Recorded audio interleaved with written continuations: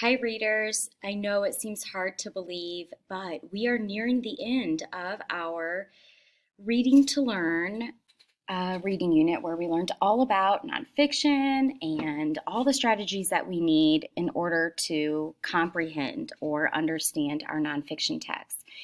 So, I wanted to review all of these skills that you now have in your little toolkit for how to understand nonfiction. And then we're going to take just a few days to review some of those more difficult ones or maybe the most important ones.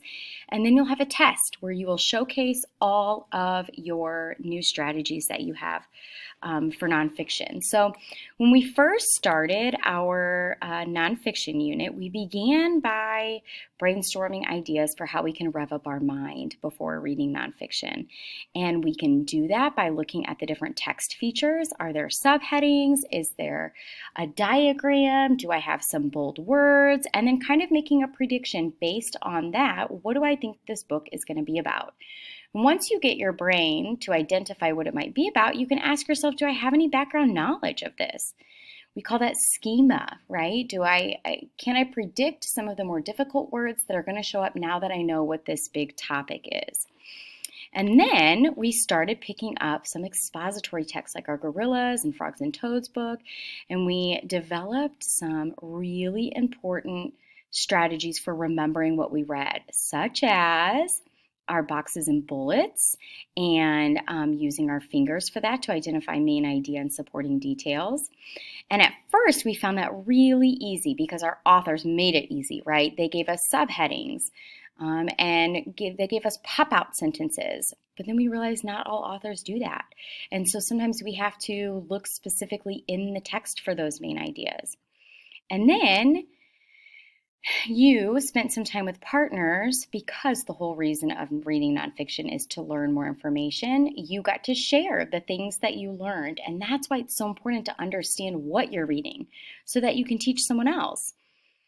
Now, as our texts get longer and more difficult, as we become better with our reading, we notice that sometimes what we think is the main idea at the beginning of a book, as we continue to get more information, we need to revise it. What we thought was the main idea, now some of our supporting details don't match that, which means maybe our main idea needs to shift a bit. And as you hopefully remember, Mrs. Hennis and I modeled for you what a really meaningful conversation between reading partners would look like, and when they're engaging and connecting and asking questions and wondering about where they can get more information versus us maybe talking about the text but not talking to each other with the text. So I may have been giving lots of facts about the text, but if they weren't connected to Mrs. Hennis, that's not a meaningful conversation. So after we became pros at learning from expository text, we got to some more difficult text to pull facts out of, narrative nonfiction. And we discovered that when we are reading narrative nonfiction, we need to read it as a story. That's what it first looks like, is a story with characters that we could talk about. What were their, how would we analyze this character? What are their traits? What are the challenges that they face? How do they respond to that? But then we realized even in our Abraham Lincoln narrative nonfiction, we could also get a ton of information about what life was like during that time.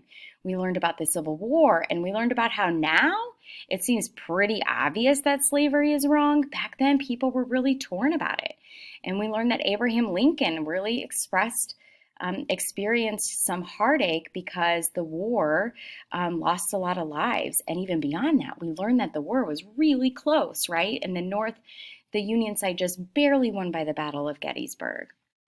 And then, as we kept reading, we learned that not only can we read a narrative nonfiction as a story, but we can even find a life lesson inside of it.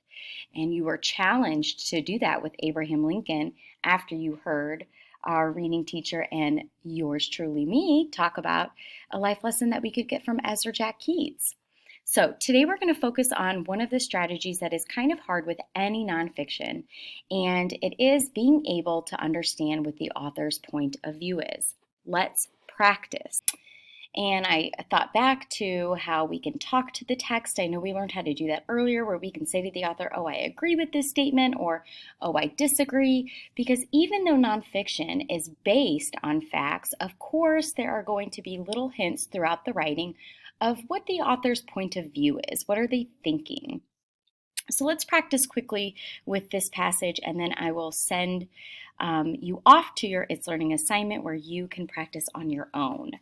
Nests for all birds. All kinds of birds need safe homes for their eggs. That's why nests have different sizes and shapes. Large birds build huge nests. An eagle's nest has many sticks and twigs. One bald eagle's nest was 20 feet tall. Small birds build little nests. Many are shaped like a cup.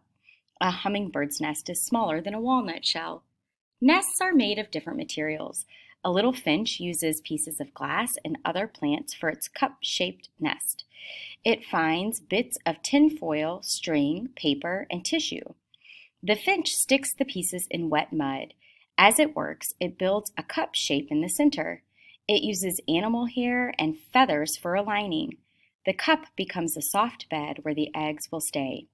The nest is strong after the mud dries. It won't fall apart even in the rain. Birds are clever builders. Now, the first thing I want to talk about is just kind of what maybe the main idea is of the text. And I would venture to say that the author gives us a huge clue about what the main idea is, and that it's going to be discussing how birds create nests. The next thing, though, that I want to highlight and try to find is maybe what the author's point of view is. I know that the author is going to be giving me facts about bird nest, but what does the author feel about bird nest? What does the author feel about birds that build their own nests? And I find it right down here at the end. And a good reader, once they answer a question, goes back and proves that their answer is correct. And that's exactly what I'm going to do. I do this a lot in my book clubs. If I ask them to describe a character for me, I always say, prove it to me. Find evidence in the text. So I believe the main idea is birds create nest. And I think that the feelings that the author has is that because birds build their nest, that they are very clever builders. Now what I'm going to go into the text and try to do is to find some little hints or clues that it's not just complete facts that this author is including, that maybe we can find some areas where this author feels amazed and impressed by birds building their nest.